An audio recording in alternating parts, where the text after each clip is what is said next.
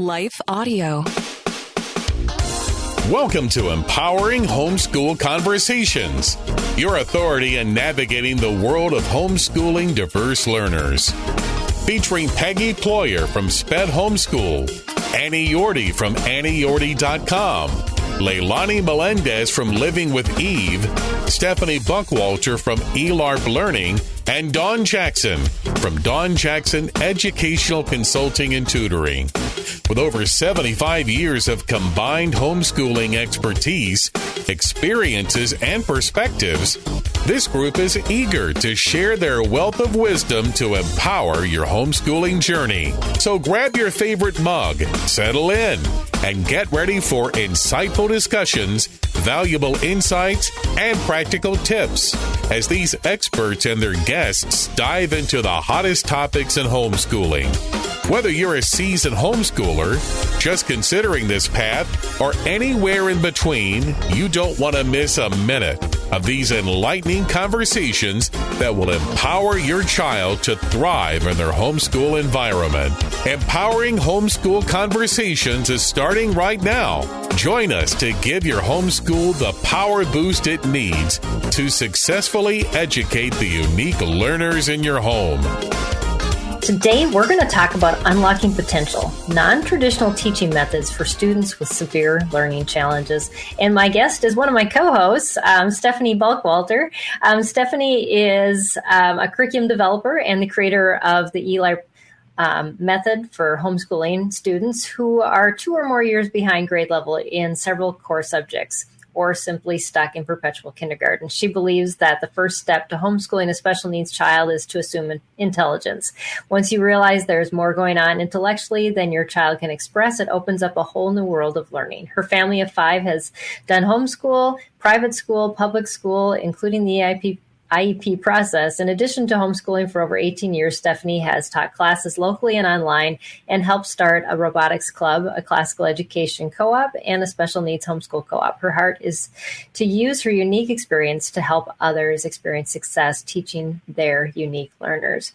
Welcome, Stephanie. You're on the other side of the microphone today. I'm interviewing you, but we'll be talking about some shows that actually Stephanie will be hosting this summer. I'm super excited to have you on our co-host team and once again on the show as a beloved guest in the past, too. Well, thank you. Thank you for having me. I'm excited to be here. And this is one of my favorite topics to talk about because it's my life. Yeah. And we become experts through experience and lots of trial and error. So Stephanie has a lot of that to share with you today. And I'm excited for all that you do have to share in this area. And I know we've gotten a lot of questions. We have a lot of viewers already popping on. If you're watching live, just make sure you know that you can put your comments or questions in the feed. And we also have saved all the questions you submitted ahead of time. And we are looking at getting those answered as well during our discussion. So if you submitted them ahead of time, just know we've got them all preloaded and ready to go. But Stephanie, why don't you tell us a little bit about why this is your life and how that looks right now, and give us a little background for our viewers who maybe don't know a lot of your story. Okay. Well, I have 5 children, and I've homeschooled all of them for at least half of their education, some of them all the way through. I have, one child who was gifted, 2 who were basically neurotypical, 1 who was had mild learning struggles, and then a special needs daughter who's got moderate ID, intellectual disability. So I've had a range to teach. And for me, my special needs daughter came at the end, and so I had tons of curriculum to try out. I wasn't, buying and shifting things around. And she was in public school for part of the time, and I used a lot of those hours she was in school to do research because she didn't have a specific diagnosis. I just knew there was a brain problem, so I went deep diving in neurology. We've run the gamut on problems. And when I started talking to Peggy about this interview, I basically came up with a list of all the areas that I've struggled in and said, ask me anything you want about these, and I'll try to give a good answer. Right. Yeah. And I think that's a good place to start from. I know when I when I speak on subjects, I love speaking from where I had the questions, because I found the answers in the most unique places. A lot of times it wasn't where I was expecting to find the answers. And a lot of times it comes through people and their experiences. And when you can start relating to other people, and we forget that those connections, that those relationships are so important and also it's encouraging and it brings hope, because you realize, oh, they've been there, they've done that, they've made it through. They actually survived. That was the part I forgot to add. My daughter is actually a senior this year. She's officially graduating homeschool. Oh, that's amazing. Yes, that gives us all hope. And hopefully those of you that are watching there is an end. I mean, I know I finished homeschooling my kids. It was 2 years this month that we've wrapped up. And it's hard to believe that it ever ended, because I thought when we started in the beginning, this was going to be my entire life. There was no more me. It was everything about homeschooling, and how fast it goes by. I know it doesn't seem like it right now, if you're in the middle of it, but there is life after homeschooling, unless you have like 20 kids, maybe. Well, I was thinking, I guess this is my official retirement, because my life, whatever my life is like now, it's like that the rest of my life. Right. But I am going to do, I call it homeschool college for my child who is more, he's not as severe. So we're kind of doing a homeschool college program with him. And for her, it's more like homeschool, I don't know what to call it, homeschool life lessons school or something. But we're probably doing another 4 years, just like as if she was going to a training program of some kind, because she still needs the training. So we're done with homeschool officially, but we're not done with I still feel like I'm going to be homeschooling for a few years. Right. Yeah. Yeah. And especially when you have kids at home that are still needing help. And a lot of our kids, we forget that, as even if we're not homeschooling officially, we are still a parent.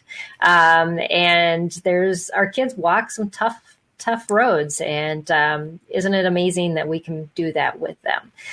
If you didn't catch the episode last week that came out, so Stephanie and our other co-hosts, we did an episode on emotional health of special needs homeschooling moms. Really, really good episode. You got to catch that.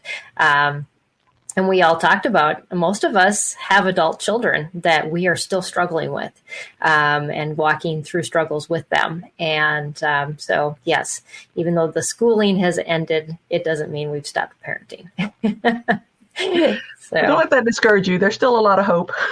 Oh, yes, absolutely. And there's so much to learn and so much to grow together in.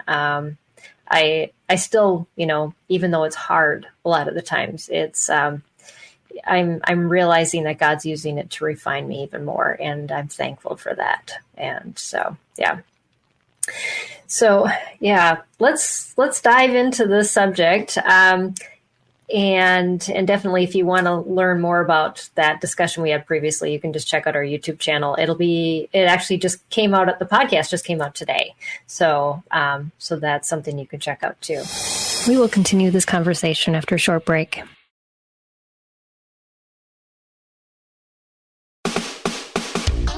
This is Empowering Homeschool Conversations, provided by SPED Homeschool, a nonprofit that empowers families to home educate diverse learners.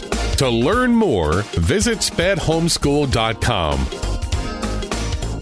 As we come into the subject, let's talk first about what it means by a traditional method, since we're talking about non-traditional methods, just so we know kind of what we're not talking about. Okay. The traditional methods are the things you hear over and over, or if you go look up homeschooling methods, they'll appear on this list.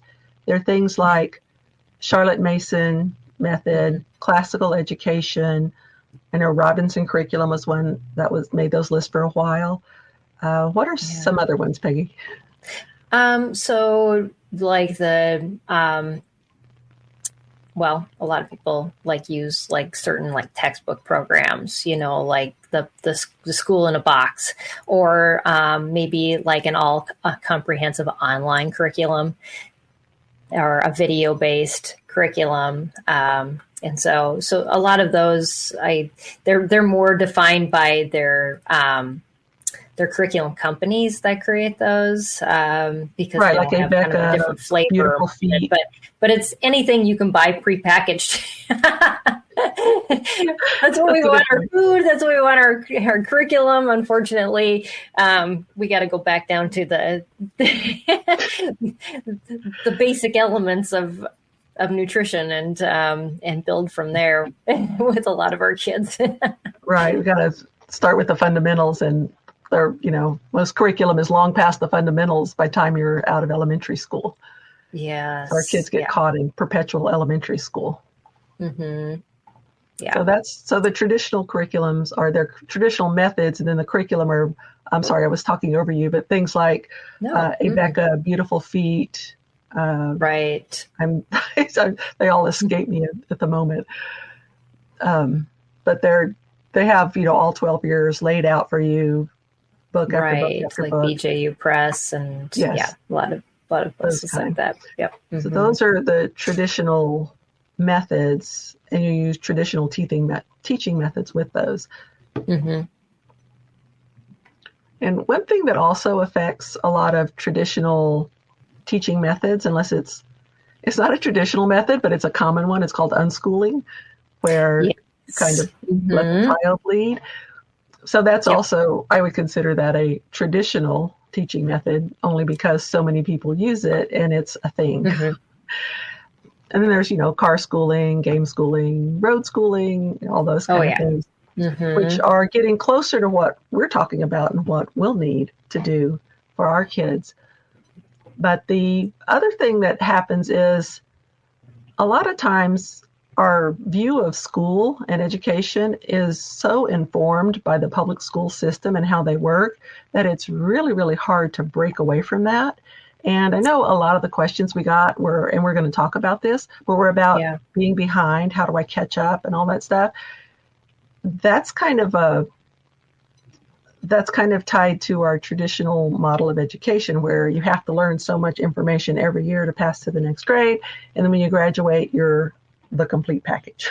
Okay? So our complete packages at graduation are not going to look like those. Just heads up. No matter how and I think that scares a lot of people too, is that they're like, well, I can't graduate my child because it doesn't look like that. But it's nice that you say that, because I think we just need to hear it. It is okay. Yeah. Fair warning. You will hear a lot of hard things today. And I'm going to cry because I had to learn them too. So. Oh. Yeah. So. Yeah. Here we go. Okay. All right. So,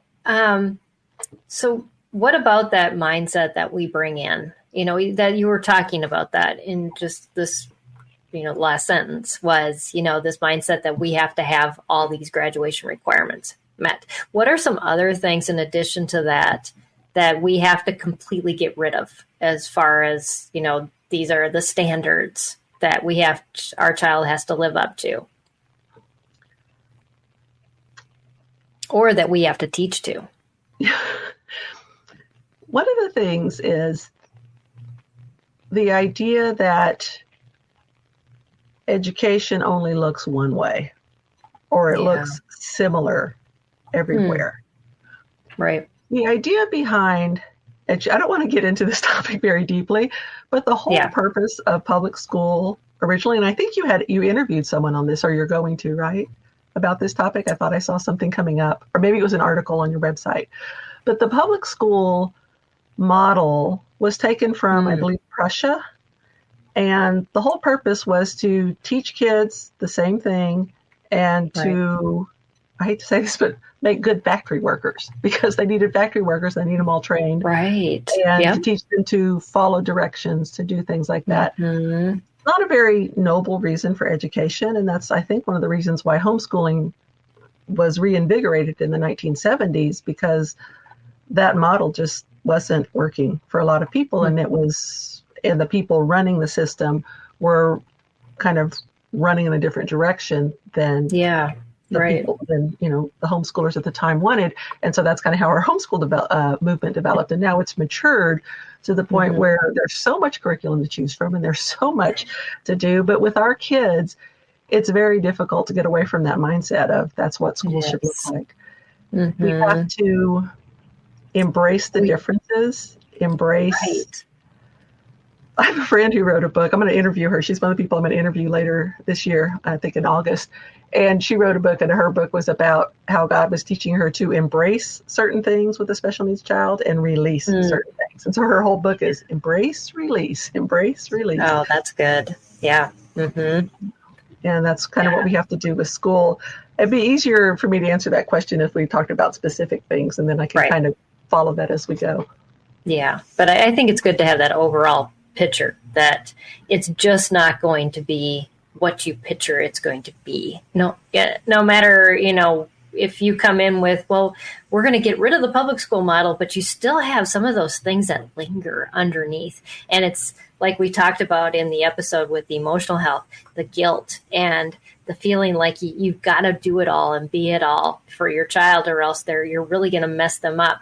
And all these things feed these things that we do, and we don't realize it. So I think just coming into this conversation and saying, these are the things we need to pay attention to, because this is what's driving what we're doing instead of what is really important for your student and what needs to happen in your home, and for really helping them to get the most potential, which we're talking about today. It's right. I guess that's a good unlocking that potential. Oh, sorry. Yeah, that's a good way to say it, is the public school system in that model, and a lot of even homeschool curriculum, is designed to produce a specific result.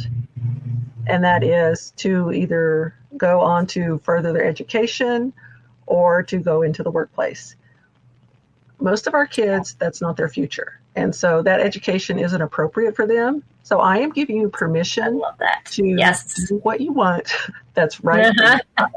Of course, you still have to stay within your state guidelines. I always like to say that. I'm not telling you to ditch the law, but you have my permission personally to do what you need to do. And we can talk about a lot of those things as we go through the conversation today.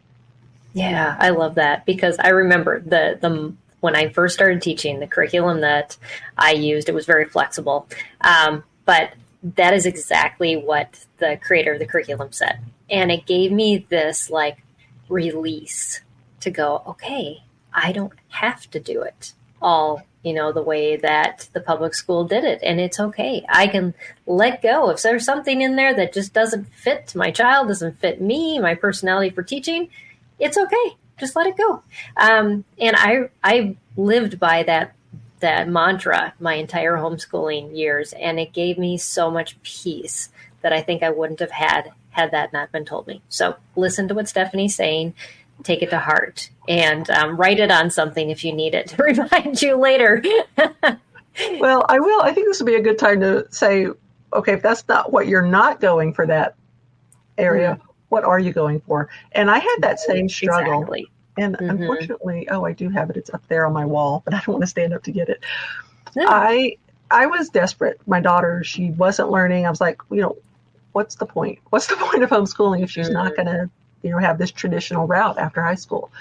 So what's her purpose in life? I was like, this was despair. Okay. I was in the slough of despond for Pilgrim's Progress. That's where I was. And I decided I'm just going to start reading the Bible until I get the answer, because I didn't know what else to do. Thankfully, the answer was in Genesis chapter 2. I didn't have to read very far. You didn't have to make it too far. I was like, we will continue this conversation after a short break.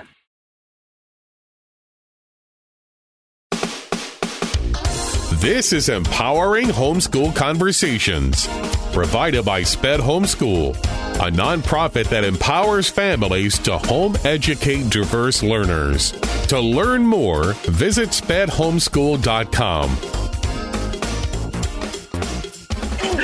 And there were three things that stood out to me. I always have to read them directly because otherwise, I can't remember them exactly. It's verses like 15 through 18, so it's only even a few verses. And it said, the Lord God took the man and put him in the Garden of Eden to work it and keep it. We were created for work. Therefore, we teach productivity.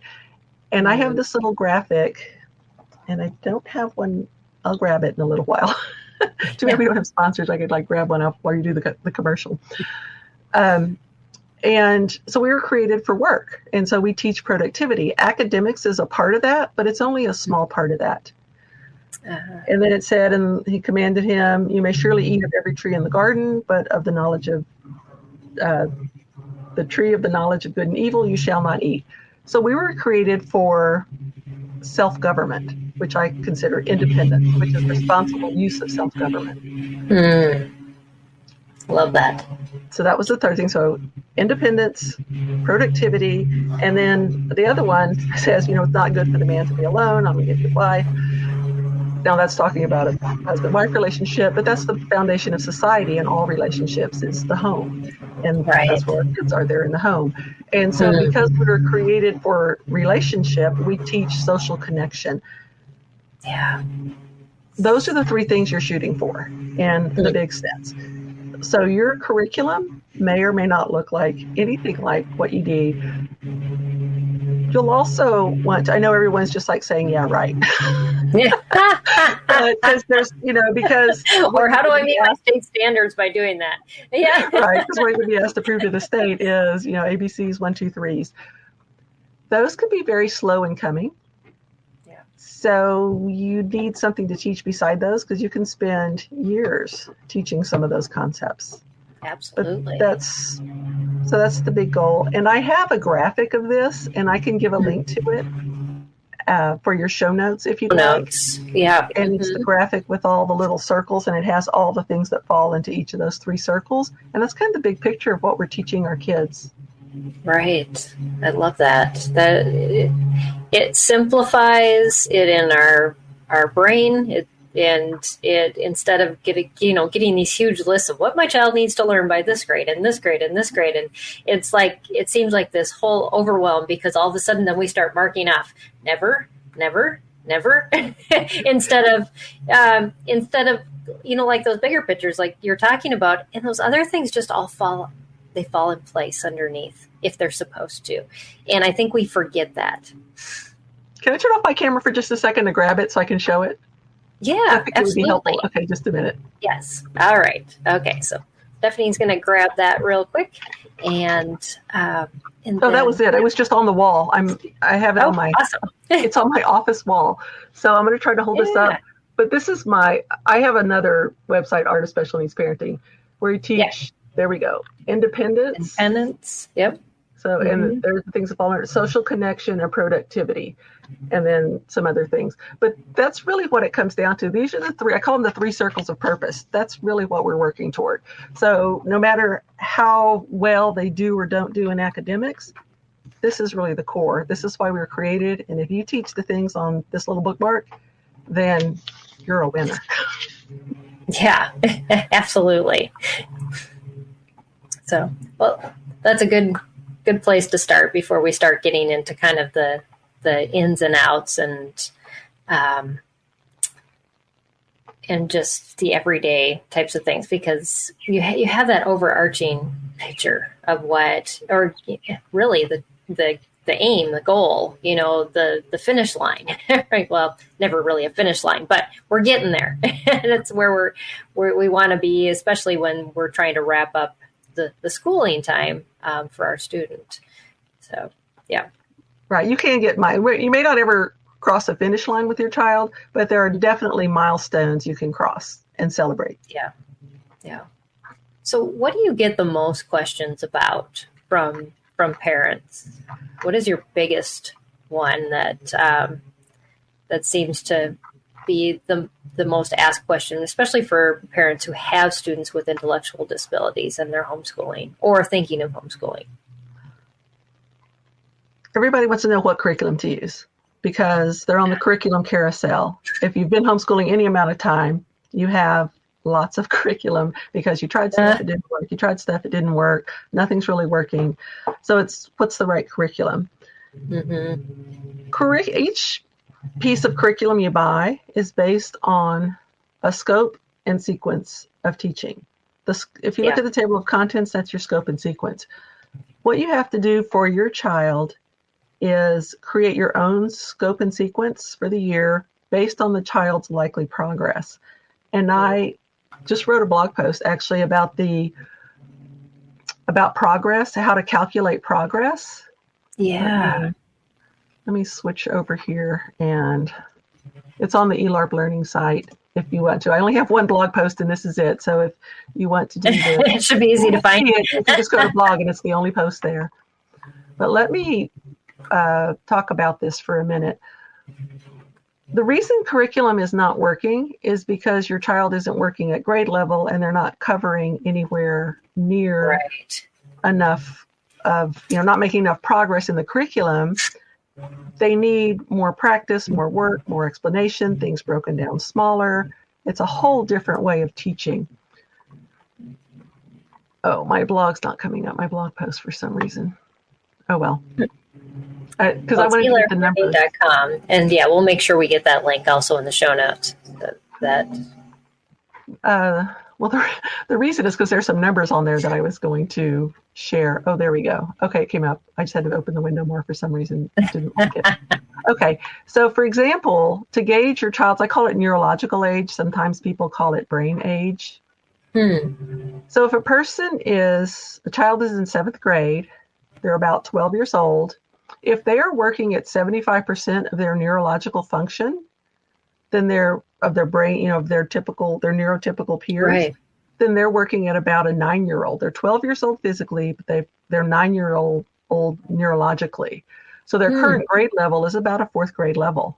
At the end of the year, they will only have progressed to 3/4 of the way through the 4th grade level year. Now that's at a child who's functioning at 75%.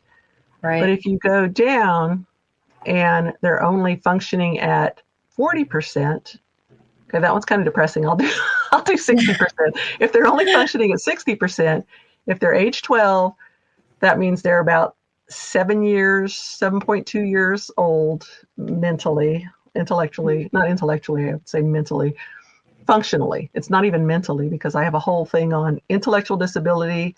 I don't believe is about IQ. It is not about how intelligent your child is. It is all about your child's neurological organization. And if the brain is not organized, your child won't be able to function well. I believe they all have the potential to learn, and they all have a lot more intelligence than they can express because of the way their brain operates. That's a whole other discussion we can have sometime. But back to this one. So 7th grade, 12 years old, 60% function. So at the beginning of the year, they're functioning at about a grade level of 2nd grade, like 2.2, 2nd grade, a couple of months into the 2nd grade year. By the end of that year, they will only be toward the end of 2.8. Okay, that's their grade level at the end. In 8th grade, they'd start at 2.8, they'd end at 3.4. So for 7th and 8th grade, for your child, if that's their grade level, they're only going to progress through 1 year of curriculum. So you have to adjust everything you do to that. Now, finding the curriculum to do that is another challenge. We'll talk a little bit about that too. But I know a lot of parents did have questions who submitted those ahead of time. Like one had asked specifically this question for high school. And so I'm assuming that they would then go down and figure out, as far as where the intellectual level of the student grade level, that would be how they would actually start looking at levels. But then what about like recording for high school credits and those types of things? I know that's usually a huge question. I'd love for you to just answer a little bit of how that's all worked into that equation. Okay. Well, since the title of this had severe learning struggles in it, I'm assuming that everyone listening to this is listening because they're thinking about a special needs child with moderate to severe disabilities. Mm-hmm. Chances are they will not qualify to receive a standard diploma. If you go to your state's website, it will describe to you what kind of diplomas are offered for high school.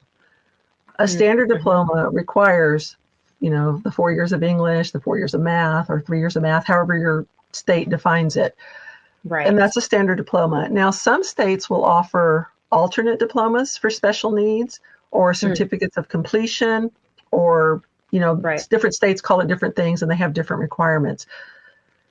So in one sense, you don't have to worry about that. Now, in my state, for the reporting purposes, for the, notice of intent and then the end of year evaluation, since my daughter isn't going to test anywhere near grade level, what we do is our state offers the option to have an evaluation. And then at the end, the evaluator says, yes, this person has met requirements. And, and they actually give a lot of detail, kind of like an IEP would. That's what's required in our state. But our state only requires that we report on language arts and math. So we don't have to worry about any of those other subjects as far as reporting. So the answer to that question is really, it depends on what your state website says. Your state education website says that's what kind of degree you can get for your child. So it's not, chances are, if they're moderate to severe, it's not going to be a standard diploma. Right. Yep. So there's standards of diplomas that for non-traditional students, and so that makes sense. And then, like you said, the state law will dictate some of the subjects required to cover. But then, I mean, really, it's what the child needs. Then it falls back to those categories you were talking about before that help them to be able to, meet the goals that you have for them.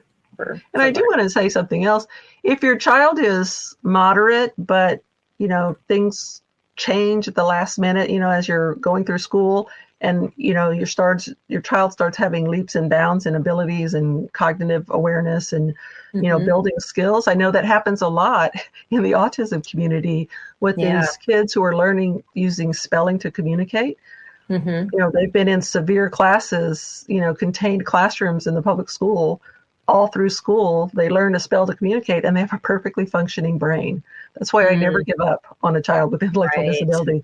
And so when they learn to communicate, several of them went on to get college degrees. So you don't have to, if your child isn't there today, that doesn't mean they can't get somewhere like that in the future if just a few things change. Right. Yep. There's a lot of things to be thinking of when it comes to that. And so as far as like then using the curriculum, what do you do? I mean, do you just follow it? I mean, or are there certain things you're going to have to do to change? Well, you're going to have to adapt it. So, you've already been on the curriculum carousel. One thing you can do is instead of using curriculum, you can use books that kind of tell you what you should learn year by year. I have several of them. Now, these are really old, so you may not even be able to find these anymore. But one of them is Homeschool Learning Year by Year by, let me see who that is, Rebecca Rupp. There's also What Your Child Needs to Know When. And if I'm not mistaken, this is the beginnings of, let me see, one of these. Oh, no, this next one. Okay. And that one's by Robin Scarlatta. And then there's Skills Evaluation for the Homeschool. And that's another one of those. They have newer books than this. You can just look up homeschool, what my child needs to know every year, things like that. But this one, if I'm not mistaken, let me look at this. This was the beginning of the Weaver curriculum. Okay. This is their whole program in book form back in the day. So you can find things like that. You can also start with books like this, like Family Math. You can still find this in the U section, homeschool curriculum. If you do not have this book, I highly recommend it. This is by Judy Monday. Judy Monday. She's been on the show a couple times. Yes. Now, she says in the beginning of this book that this is really her experiences with mild disability children, not moderate or severe. So this book is specifically designed for them, but there's a wealth of information in here. And she's in her 70s now. And this is her life's work of working with special needs kids in a book. Yes. And the other thing you can do is something like, once you get and these are the kind of things you do after you get the fundamentals, or you can figure out what the fundamentals are from those kind of books. And then once they have the fundamentals down, they can start doing things like Learn Math Fast System. And that's like 4 volumes that takes you through all of math. My son was very weak in math, and so we're busting through that for his homeschool college to pick up any things that he's weak in.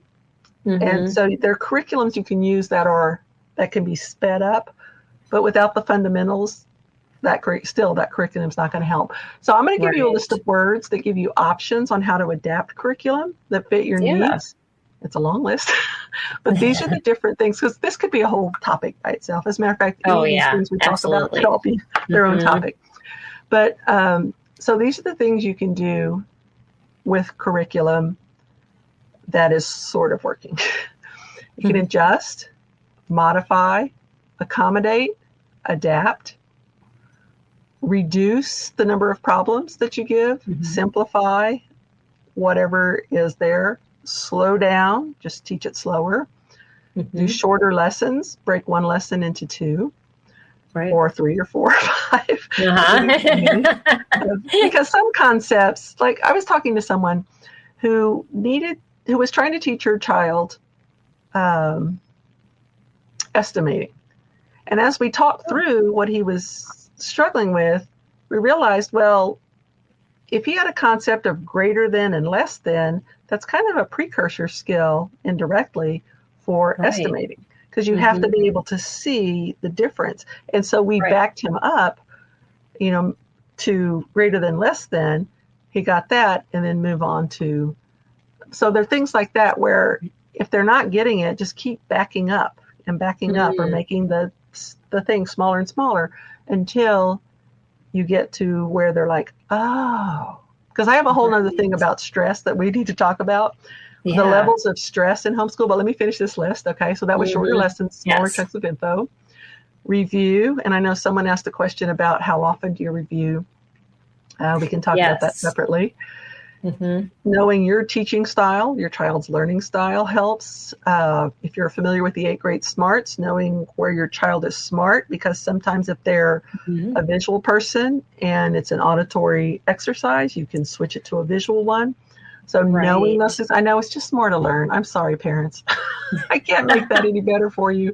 I've had to do the same thing. I think that's good to remind us, though, that this is as much of a learning curve for us as it is for our children. And we're going to just have to, we have to learn. And it's going to make you a better person. You're going to understand a whole lot more. So just go for the ride. Embrace that life of learning you have. Yes, exactly. So, our kids learn by example anyway. So if you embrace it, they'll embrace it more. Ooh, that hurts. Yeah. Because I haven't always graciously embraced all this stuff. Oh, I know. So white space. I had one mom who took the book she was teaching her child to read and took the text out of the book, retyped it, made the font really big, printed it, and her daughter could read just fine. Wow. But if she was in a book with pictures, with all the things, in the small font, she couldn't read it. And over time, over the course of the school year, she reduced the point size on the text, and now her daughter can read in the books. That's amazing. But things like that. Yeah. So white space, and think mental white space, physical white space, emotional white space. Space. They need a lot of space. They need downtime. You can, adjust downtime, nutrition, give more frequent breaks, add movement to their day, have a shorter school day to give them time for processing. Right. And I like to think in terms of, I call it FID, frequency, intensity, and duration. And at one point, my son wasn't reading, and he was in fourth grade, and his brothers were catching up, and he was all anxious because his brothers were going to pass him up at school. Oh, absolutely. Yeah. So it was a good motivator. Mm-hmm. But what we did was we dropped all the other subjects except at a surface level and just focused with frequency, intensity, and duration on learning to read. And he was reading by the end of that exercise. He was in fourth grade and was really reading at a first grade level. By the end of the fourth grade year, he was reading at a third grade level. Over summer, he picked up the fourth grade, and by the end of fifth grade, he was right where he should have been. But it's because I believe we focused on that. It's okay to push other things aside or do them minimally to really focus on the things that are important to you, because that's another topic I was going to talk about, like what's important to you, that has to be worked into your homeschool. Yeah. Yeah. We had a question from Linda about, can you catch children up if they're behind? And I think that's a sometimes thing, and it's what you were talking about. But that's a neurodevelopmental concept, is that frequency, duration, and intensity. And it's been proven, like study-wise, to work. And so, but you have to get that buy-in from your child, which I think was the precursor to you talking about that too, because he was motivated to do it. If your child's not motivated, it can sometimes be a more defeating process if you're just hammering in and trying to increase the intensity and the duration and all of that. And then they're going to feel like, I'm just a failure because that's all we're doing and I'm still not getting anywhere. So there's some things to play around with that too. That's a good point, because those are my last two things. Look at their neurological readiness and that it's developmentally appropriate. For him, he was borderline ready for this, but that extra motivation kicked him over the line, because we've done other things over time since then that he didn't have that motivation for, but he's just so self-defeated for having so many struggles for so long. Wow. Yeah. That we had to, it took many, many approaches to teach certain things, but eventually you find one that works. I'm sorry, I don't have a better answer than that. There are no quick answers, no quick solutions. There aren't. Yes, I know. And we feel guilty. I think that we need to stop and talk about this, because we feel guilty when we don't get the answer right the first time, or the second time, or the third time. And we're ruining our child by trying all these things. But if, as I've prayed through a lot of those things, God has just said, I did not give you the answer for a reason. And, to be accepting of his timing and his will. And I chose what was best, of what I thought was best, of what would work best. And I was faithful to do what I had in front of me. And my child too. There was lessons to be learned, and maybe it wasn't a successful lesson in the way that I wanted to see it, but it still was successful with the way that God planned it. Yeah, I don't know if I struggled with guilt as much as I did just overall discouragement. Like, really, this doesn't work either. Right. Kind of thing. But there is a level of guilt as they get older. You think, am I doing the right thing? Should I have done more? Can I do more? And, we've only got so much to give exactly every day with these kids. And especially if you have other kids, that's something you have to learn as a special needs parent.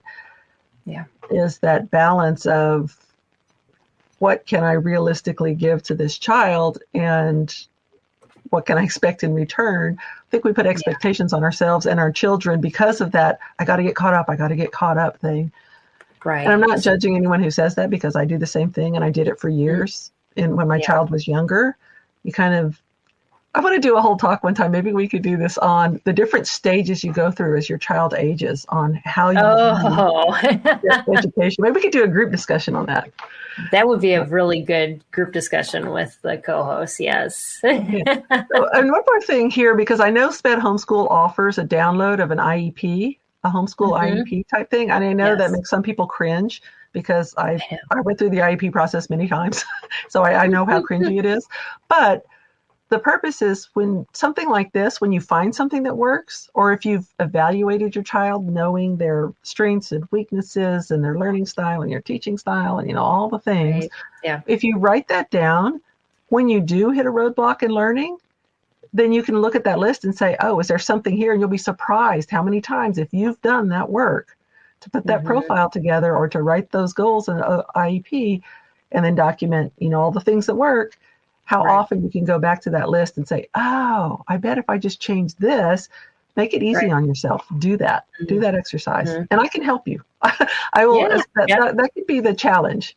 I don't know if you want to talk about this now, but Sped Homeschool. No, let's talk about this because we have a brand new website that's launching Saturday. And on there, it's a peer-to-peer support, but also there's going to be some behind in more, they're going to have the option of upgrading. And actually, we have a code coming out on our email list for 3 free months, or if you're going to be at a conference this summer with us there, we'll give out that code too, that you'll get access. But Stephanie's going to start a group with some challenges on there that you can get some personal support even through that group, or be able to connect with others who are walking the same walk with you. So tell us more. Okay, well, they're actually 2 separate things. They're actually 3 separate things I'm going to do on the platform, because I have my own, website and all that. Right. But on the Sped Homeschool website, what I want to do is I'll start a group for parents of kids with intellectual disabilities, or I can call it, they're caught in perpetual elementary school, because that's really what happens, regardless of diagnosis.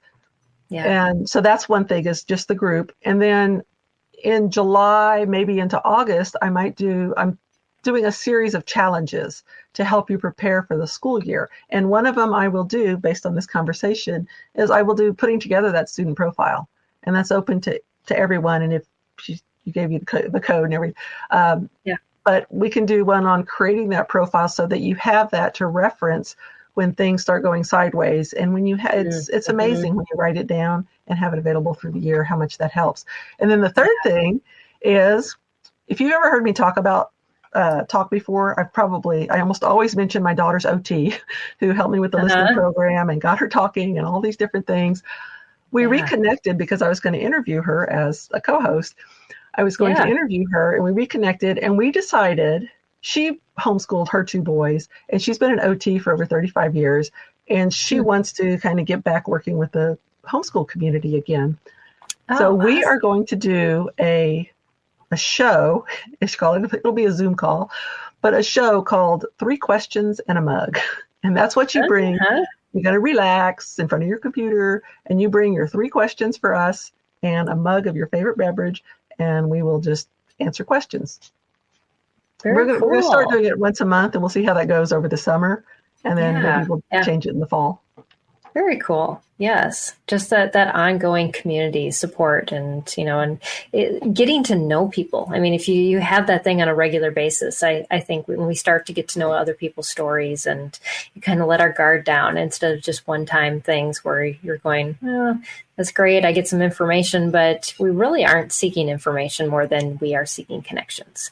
And that's what I'm excited about, because that's your whole point of starting this new platform, is for the connection part of it. Exactly. Yeah. So I'm really excited about that. Yeah. Awesome. Well, I'm looking forward to seeing those all get going, and we will definitely be promoting those. And we'll make sure to get the links in the show notes too, so that even if you're watching this later, you'll be able to find that right away. So, good stuff. So we kind of did answer the step-by-step question on how to do curriculum. You basically, because Michelle had said, I just don't have time to plan things out. But you kind of answered that a little bit previously when you were talking about just, there isn't a step-by-step way to methodically do it. Well, but based on all of these things that we had on our list, I've actually started creating the curriculum, and I was calling it a teaching kit, but really what it is, it's an adapted unit study. So right now they're called teaching kits, but I'm going to change the name. I just decided that when, preparing for this, they're adapted unit studies. The idea being that they work at different levels, and they cover a lot of information. So whether your child they're really designed for the older kids who need to play catch up so that they can get the basics of information. Because my philosophy for teaching our kids is that when they graduate, when my daughter graduates, I want her to be able to, even before, follow a conversation, even if she's nonverbal. And by the time she would type anything into an iPad, the conversation's passed her up.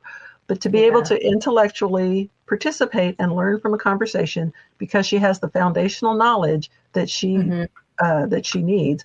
For example, one of the adapted unit studies I have is on the human body. So not only does it teach about the human body and the different systems at a very high level, it also teaches how to recognize pain in your own body. So it's kind of life skills and all that. Right. I'm working on developing those. I'm sorry they're not there yet, but you are the parent I am looking at. I'm looking at you when I'm creating those, and I'm looking back at me because that is what happened to us. I want that for our children. I want them to be able to participate and to understand what's going on around them, because so often with an intellectual ability, and especially slow communication or no communication, they just get passed over. And they probably have millions of questions. I have a grandson who's 5 right now, who's 4. And they're grandchildren are 2 and 4. And the 4-year-old has tons of questions. And I see my daughter looking at him when he's asking questions and waiting for those answers. So one of the things we have to do as parents of kids with intellectual disabilities, especially if they're nonverbal, is think of those questions that they might have about whatever it is you're teaching and model the thinking skills it takes to answer those questions. Because if you think about it, thinking skills are what bring you independence. And remember, one of our 3 circles of purpose is independence. Thinking skills and problem solving. Because if your child can't problem solve, that's when parents get so concerned that their kids can't live on their own. Because what if this happens? What if that happens? What if that happens? So you have to give them the tools, and that's what you're doing all through homeschool, asking, what to teach, what curriculum to use. Use the curriculum of life and teach them thinking skills, social skills, independent, and something that they can do productively after they graduate. My daughter's interested in fashion. We're still exploring those things. She likes doing art and all that stuff and crafty stuff. So I'm trying to find ways to incorporate that into our lives. That's not my love of life. So I'm trying to find ways for her to do that. And she's, she's got issues. So it's not like she's ever going to do any of these projects on her own at this point, maybe down the road. But I'm hoping to find things she can do more on her own. Or find somebody that is passionate about it, that will share it with her and has the heart and the patience. And, God can provide those things. And that's a good reminder. Yeah, absolutely. Well, and I think Kelly had asked one question too. And I think this kind of pertains to that. She says, does my special needs homeschool child need more than me to help him succeed, since he's constantly several years behind grade? I hesitate to ask help from the school system. It doesn't have to be the school system. It can be other people too. I think we forget, though, because we do think it's all about us, but we need to surround ourselves with community too. And I know we talked about that a lot within our community here at SPED Homeschool and Empowering Homeschool Conversations too, is that you can't be it all. You have to have that help and that support. Right. And the same thing is, again, it's that fear of being behind. It's the FOMO. Okay. There is no FOMO in special ed. Okay. So just get rid of it. Get rid of it. It's not there. It doesn't exist. It's not a thing. Right. It shouldn't be a thing, but it is. I know realistically it is for all of us. I guess at some point I had to come to accept the fact that I wasn't ever going to catch up. And so I needed to pivot and work on those. Oh, I like that word. Those 3 things, those 3 circles, because that's what was going to make her a complete person. Remember, education in our typical education system is designed to produce workers for the workforce so that they can be self-supportive and then raise their own families and continue the thing. Our kids aren't on that track. So we need to rethink what homeschool looks like for our kids. So I'm challenging each of you to do that with your child by finding out how they learn, thinking about what their most important what's most important to you as a parent to have them learn for character, for abilities, for independence, for having relationships, especially. I know people don't like to think about these either, but what happens after you're gone? So you're training, when it comes down to it, really what we're doing is we're training our kids to be able to function and bless others after we're gone. Absolutely. Again, I told you I was going to say hard things. That's a great way to summarize that. Yes. These are hard things. Yes. I warned you. But that's it. You're training them to, to be as independent as possible, to have a fulfilling life that looks like for their abilities and personality and all those God-given traits, and so that they're a blessing to others, so that when we're gone, there'll be people who really want to take care of them. Yes, exactly. Who want to spend time with them, even not take care of them, but just spend time with them. And so a lot of it, I think a lot of times that's like a whole nother topic we can cover sometime, but I have all these topics. Really, I do. There was another one on, what did we talk about? Not the behaviors, not incorporating life skills. Let me see. I have a list here. Let me get to the list. Character training for a dysregulated child.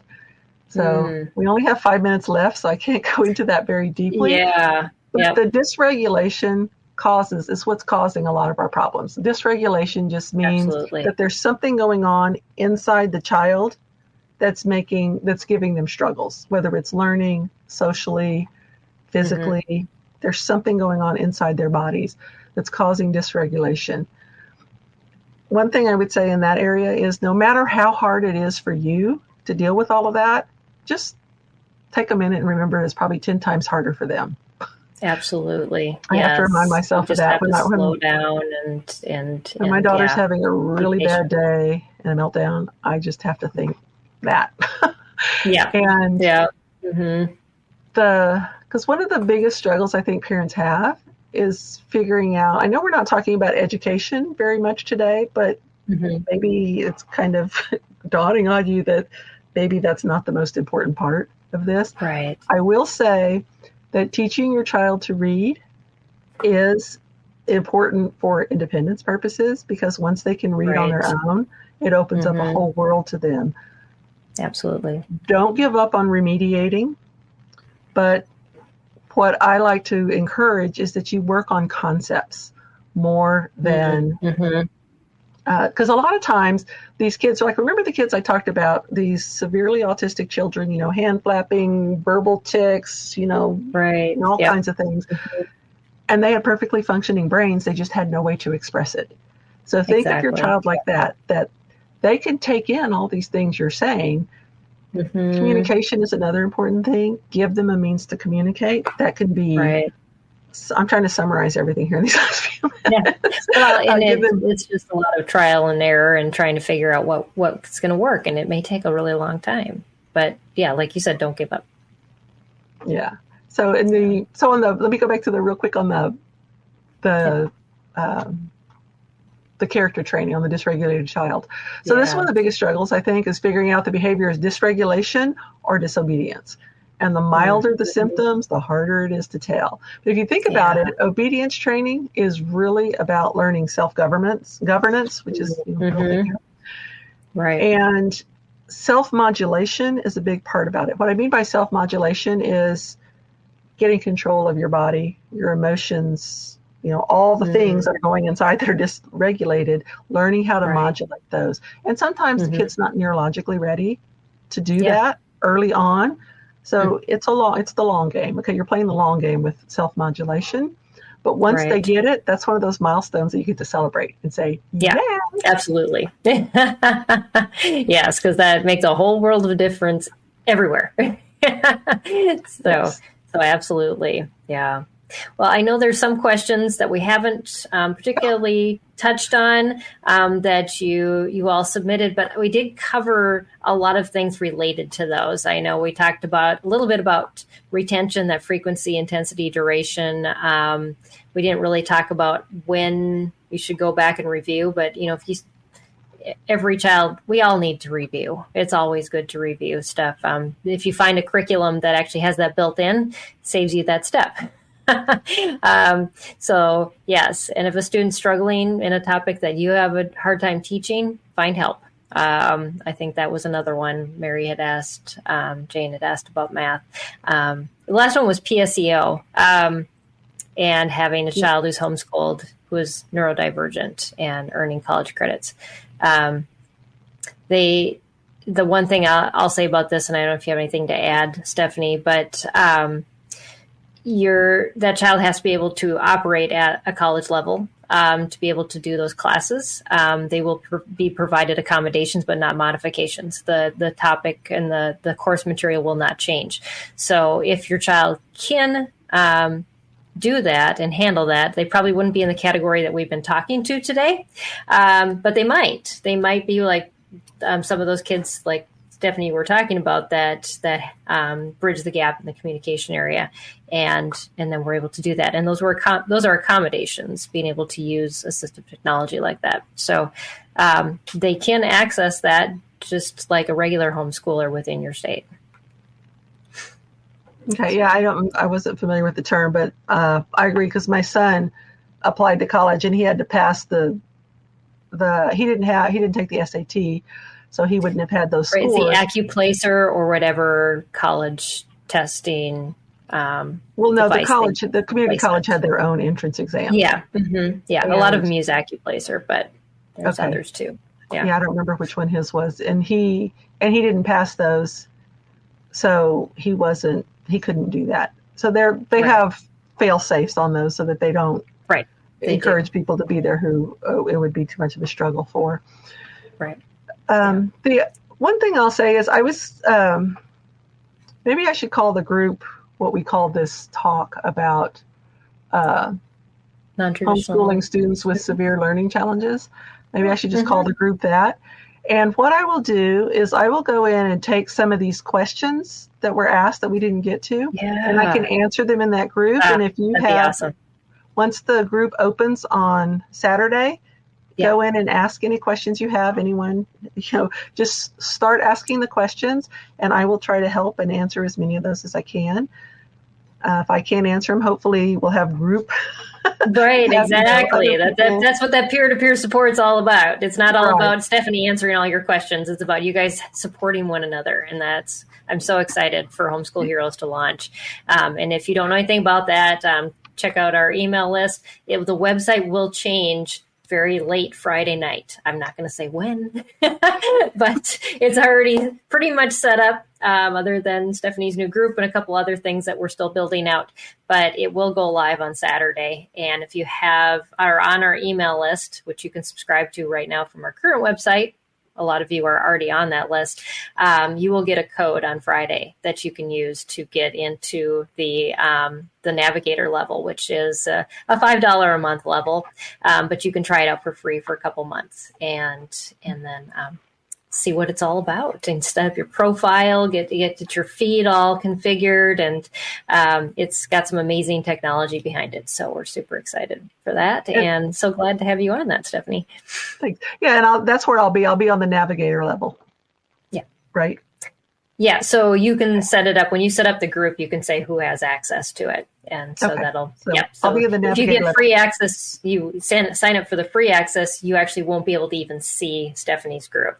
You actually have to sign up for the Navigator level or higher, which still will be free if you're get that code. So, yeah.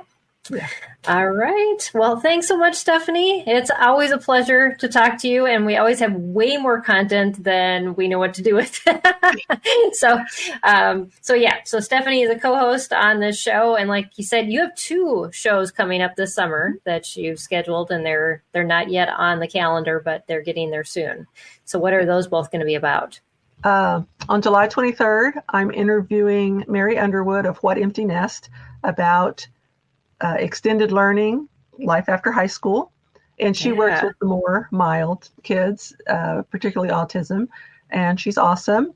And then on August, is it 6th, I think is the date? In early August. Yeah, it is. It's the first week in August. Yeah. Okay. Mm-hmm. The first week in August, I'm interviewing my 3 questions and a mug co-host. Yes. She's a functional OT, and she has a wealth of information. And we are going to be talking about the secret to making therapy work. And I'll clue you in. Yes. It's frequency, intensity, and duration, along with other things. But that's going to be part of what we're talking They'll about. get more practical than that. So yeah, the neurology That'll be behind helpful. that. And then I have one more scheduled after that. I'm praying scripture for your special needs kids. Yes. I saw that too. I was busy setting things up last night, so later than I should have been.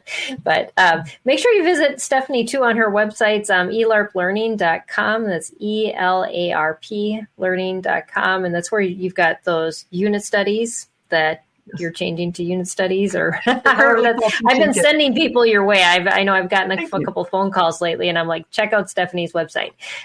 Is exactly what you want. So definitely look out your resources there, and your other website is artofspecialneedsparenting.com. So great resources, and Stephanie will be here on the show with our co-hosts, as well as hosting some of her own episodes. So exciting! Oh. Yes. Oh, and then 2 conferences. Yes, the conference is coming up. Why don't you talk about those? So I'll be at the Virginia State Homeschool Convention, HEAV, in Richmond the first weekend of June. Mm-hmm. I'm going to have a vendor table at the Special Needs Resource Fair, which is the one-day convention for special needs students. And the following day, I will be at the information table for special needs inside the vendor hall, the big vendor hall, answering questions. So you can come up and ask me questions, introduce yourself, tell me how you know me. And Peggy will be there too. And I will. and Peggy will be at the table with me, so we get to see each other in person finally. Yes, and then, yes. I'll be speaking at the Special Needs Expo in Shelby, North Carolina, the last weekend of June. And if you don't have tickets yet, you still have time to get the $35 discount before the end of the month. We've been emailing that out to our that's right. Our so you have that on list. your So that's the one. So I'm teaching there. Peggy's teaching there. And they have a lot of really other good speakers because I'm familiar with a lot of them. So if you're able to travel to that one, I think it would be well worth it. Yeah, definitely. Yep. So I'll be at those same conferences, and I'll be in Iowa too in between. So nice. But I'm looking forward to seeing you. Yes, I'm keynoting the HEAV conference, the special needs one. So that'll be fun. And get to spend some time with all you in the community. So yeah, it's going to be great.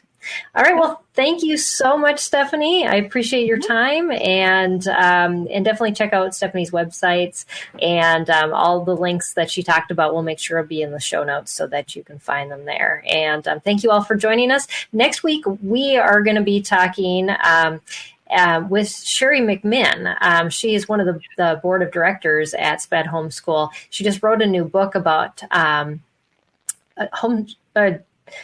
loving your family, a diverse family, and we're going to talk about trauma to triumph, homeschooling in a diverse family. And she is the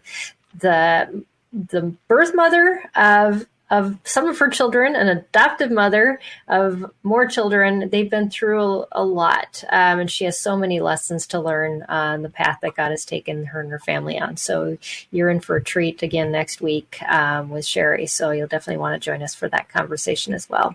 So thanks again, Stephanie. Appreciate it, and appreciate you and all that you do. Thank you for just pouring yourself out into our community. And I look forward to all the things that you have coming up, just continued ways to bless so many people. So, and thank you all for joining us. We'll see you next time right here on Empowering Homeschool Conversations. God bless. Thank you.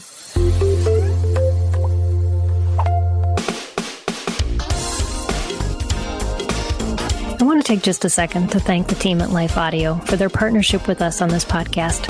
If you go to lifeaudio.com, you'll find dozens of other faith-centered podcasts in their network. They've got shows about prayer, Bible study, parenting, and more. This has been Empowering Homeschool Conversations. What do you do when your world is falling apart? How do you march when it would be easier to stay where you are and die? Join me every week on the March or Die podcast, and we'll discuss that and so much more.